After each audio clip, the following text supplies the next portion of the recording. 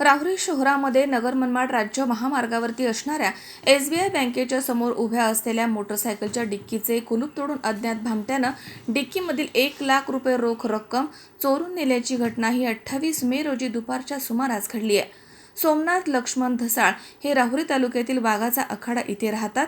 ते महात्मा फुले कृषी विद्यापीठ इथे ठेकेदार म्हणून काम करतात। 28 मे रोजी दुपारी 3:45च्या सुमारास सोमनाथ धसाळ हे त्यांच्या मोटरसायकलच्या डिक्कीमध्ये 2,00,000 रुपये ठेवून मोटरसायकल राहुरी शहरामधील नगर मनमाड रस्त्यावरती असणाऱ्या SBI बँकेच्या समोर त्यांनी लावली होती। त्यावेळी त्यांच्या डिक्कीमध्ये 1,00,000 रुपये ठेवून 1,00,000 रुपये घेऊन ते बँकेमध्ये गेले आणि भरणा केला। त्यानंतर ते पुन्हा मोटरसायकल जवळ आले। त्यावेळी त्यांना मोटरसायकलच्या डिक्कीचं कुलूप तुटलेलं दिसलं।